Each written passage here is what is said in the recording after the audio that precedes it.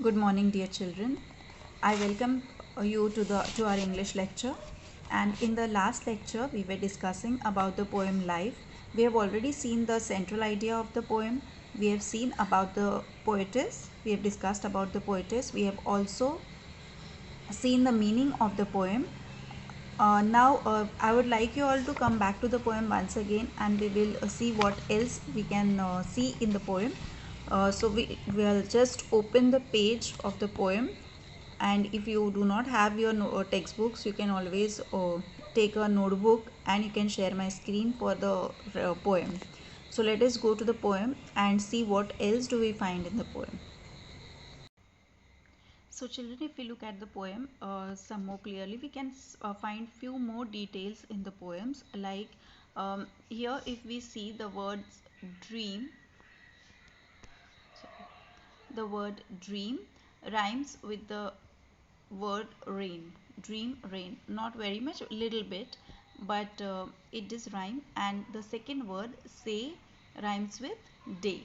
Similarly, gloom is rhyming word with bloom, and all rhymes with fall. Similarly, in all the stanzas, you can see that the word of the first line and the last letter of the third line, that is merrily rhymes with cherryly and by rhymes with fly. So here we can see, if we just say that dream is line A and say is line B, then this rain, dream, morning rain and dream rhymes a bit, so this becomes not C but A, similar to A. And day and say rhymes, so instead of D we are going to write here B. Similarly, in all this, gloom rhymes, if we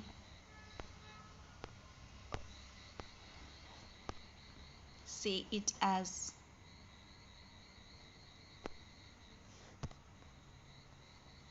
gloom as C and gloom and bloom as C, therefore we can also say A, all and fall as D.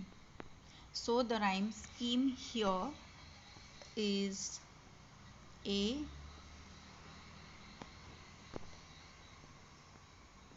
AB, AB, CD, CD, EF, EF, GH, GH, and so on. So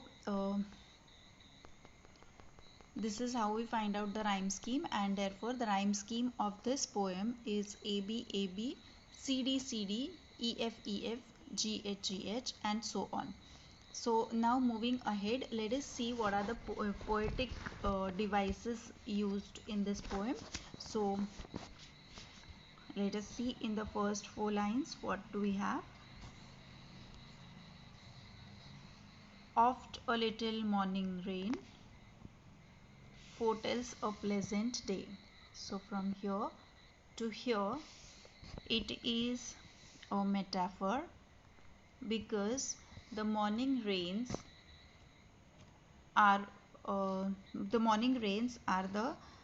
compared implicitly to the rain difficulties of our life, and the pleasant day is implicitly compared to the joyous times of our life.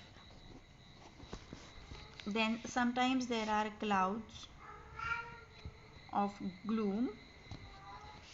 Sometimes there are clouds, so these clouds are the difficulties in our life, so problems in our life. So these are also implicitly compared, and therefore this is also an example of metaphor.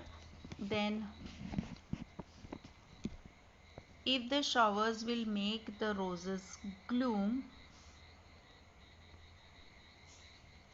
um, here the problems are compared to the rains or the shower, and better times are compared to the glooming of the roses. So here again it is a metaphor. Oh, why lament its fall? This is with a question mark. So this is a figure of speech interrogation.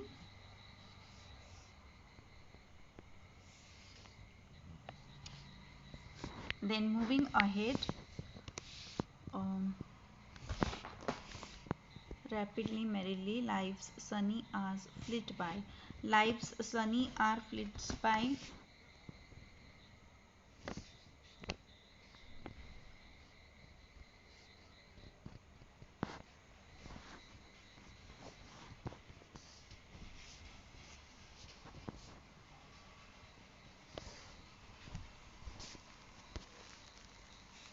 Here, a life's sunny hours flit by uh, is also an example of metaphor, because sunny hours is the happy or joyous times of our life.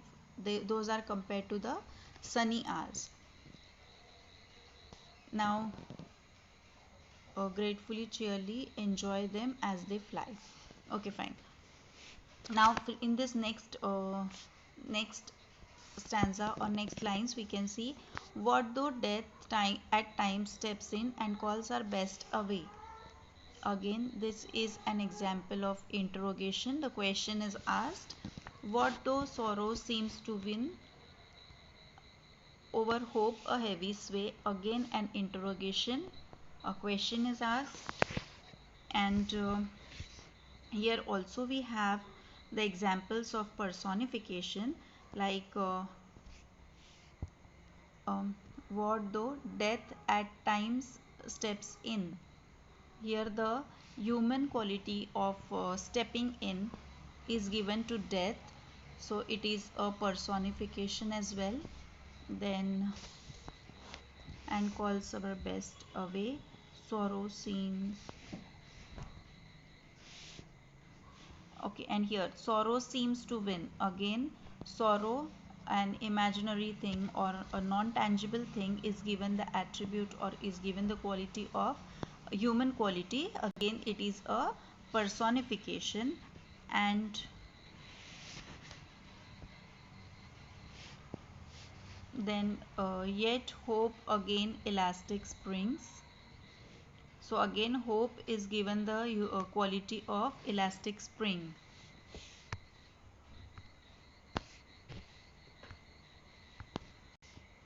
Okay, so here we were seeing that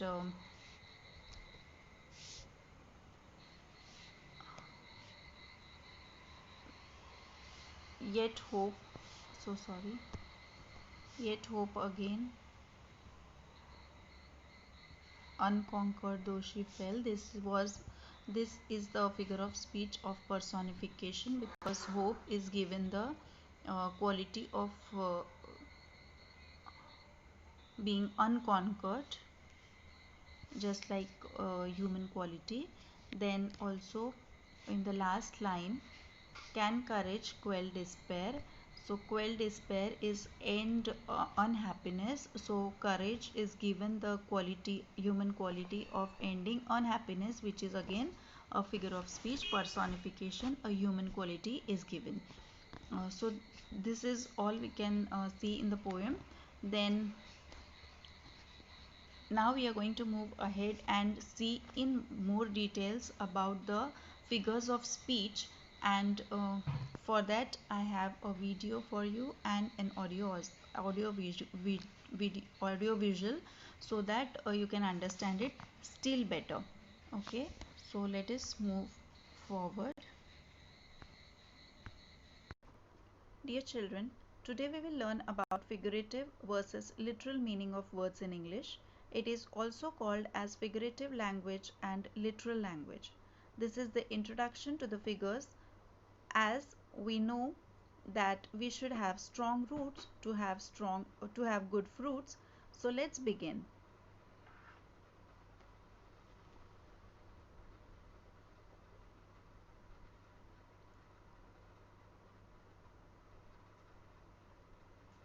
The words used in English have two meanings. First is literal, which means that what is said is meant by.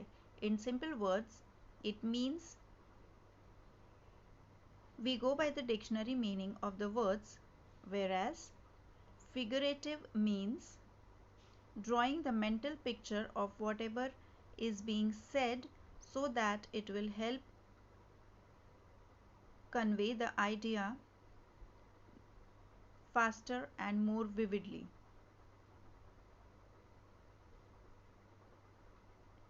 So the literal gives us the dictionary meaning of the words, whereas the figurative helps us to imagine whatever is being said. Let us see an example.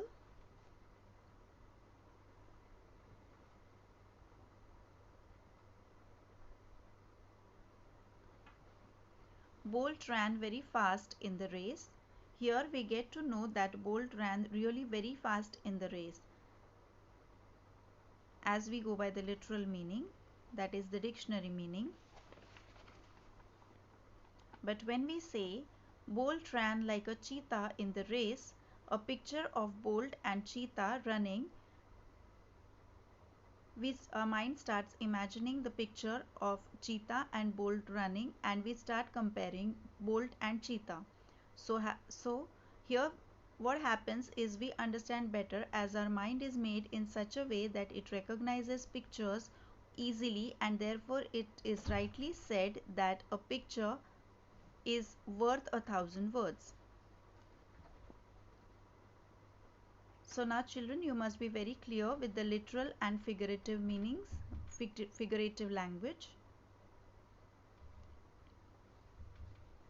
Let us see a few more examples. A briefcase weighs a lot. Let's now see how we can say the same sentence in a figurative language. The briefcase weighs a ton. Here the briefcase does not really weigh a ton, but it is exaggerated for better understanding. Next example, his mind is very cool. In figurative language, we can write this as his mind is as cool as a cucumber. Here we are comparing his mind to a cucumber to make the readers understand more clearly. Now, when we should use the literal language and when should we use the figurative language? Literal language is used while writing a highly technical stuff, and use figurative language when you want to make your work more interesting or dramatic, like that in a story, a drama, a play, or a poem.